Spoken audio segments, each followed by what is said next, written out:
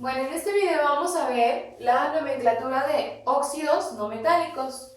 Recordemos que los óxidos son una función química inorgánica que se caracteriza porque terminan en oxígeno.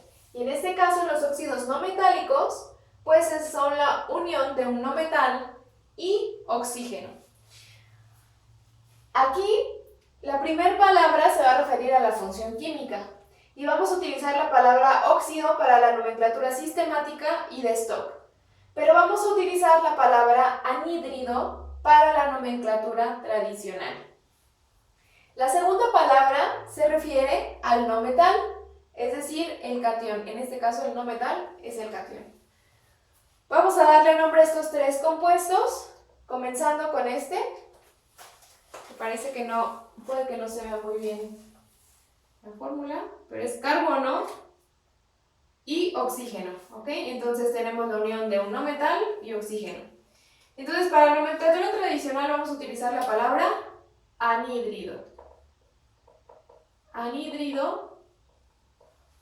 Y recordemos que aquí es bien importante saber cuántos números de oxidación tiene el no metal y con qué número de oxidación está trabajando. Entonces, vamos a ver, el carbono está en el grupo 4A y tiene dos opciones o dos valores. El menor es 2 y el valor mayor es 4. Entonces, vamos a ver si aquí está trabajando con 2 o con 4. Para empezar, vamos a ver, le asignamos el número de oxidación al oxígeno para saber cuántas cargas negativas hay en el compuesto. Menos 2 por 2, menos 4. Entonces, solo hay un carbono que necesitamos que nos aporte 4 cargas positivas. Entonces, necesitamos que sea más 4. Entonces, está trabajando con el mayor de sus números de oxidación. Por lo tanto, le vamos a poner anhídrido carbónico. Terminación ico, porque es el mayor. Nomenclatura sistemática, me interesa saber cuántos átomos hay de oxígeno y cuántos del otro elemento, que es el carbono. Entonces hay 2 átomos de oxígeno, por lo tanto es dióxido de carbono. ¿Ok? Dióxido de carbono. Este compuesto, por cierto, es el que anda, el que forma parte del aire, de la atmósfera y que nosotros exhalamos en la respiración, y es el compuesto que utilizan las plantas en la fotosíntesis para fabricar sus propios alimentos. Bueno, ese como dato curioso. Ahora vamos a la nomenclatura de stock. La nomenclatura de stock necesitamos poner la palabra óxido, la D, el nombre del no metal, de carbono, y entre paréntesis el número de oxidación con el que está trabajando, en este caso 4 en romano. Óxido de carbono 4.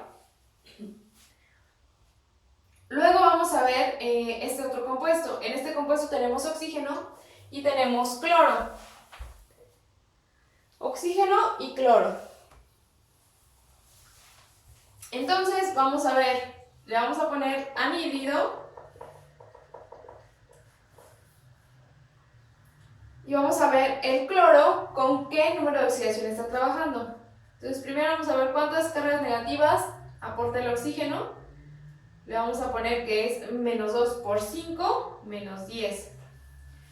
Ahora necesitamos que el cloro nos aporte 10 cargas positivas y hay 2 cloros, entonces necesitamos que el número multiplicado por 2 que me dé 10, pues más 5. Entonces el cloro está trabajando con más 5. Fíjense, el cloro tiene 4 opciones. Tiene 4 opciones de estados de oxidación o números de oxidación. Entonces es este caso.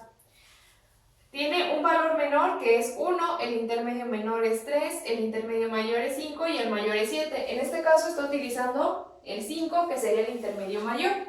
Por lo tanto, aquí nos dice que en este caso no se utiliza un prefijo y se utiliza el sufijo ico. Entonces a la palabra clor, bueno, de hecho la dejamos hasta ahí, clor, le vamos a poner ico. ¿Ok? Clórico, anhídrido, clórico. Ahora, nomenclatura sistemática. Tenemos 5 átomos de oxígeno, por lo tanto vamos a utilizar el prefijo pent. Pent se refiere a 5, como en un pentágono. Acuérdense, un pentágono tiene 5 lados, entonces igual se utiliza el mismo prefijo, pent, óxido, pentóxido, de. Hay 2 cloros, le ponemos dicloro. Luego, nomenclatura de stock.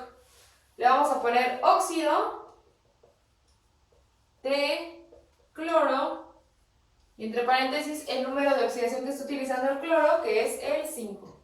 Óxido de cloro, 5. ¿De acuerdo? Vamos con el último ejemplo.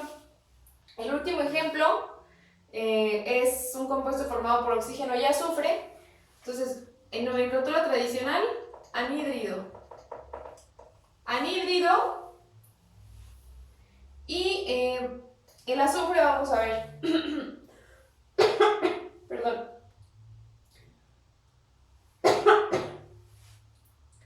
El azufre tiene números de oxidación, 3 valores posibles. Tiene un valor, bueno, en este caso tiene un valor menor que sería el 2, un intermedio que sería el 4 y el mayor que sería 6. Vamos a ver aquí cuál está utilizando. Entonces le asignamos al oxígeno primero su número de oxidación, que siempre es menos 2. Menos 2 por 3, menos 6. Son 6 cargas negativas del oxígeno. Y entonces, como nada más es un azufre, yo necesito que ese azufre aporte 6 cargas positivas para que contrarresten estas 6 cargas negativas del oxígeno. Y entonces me dé 0.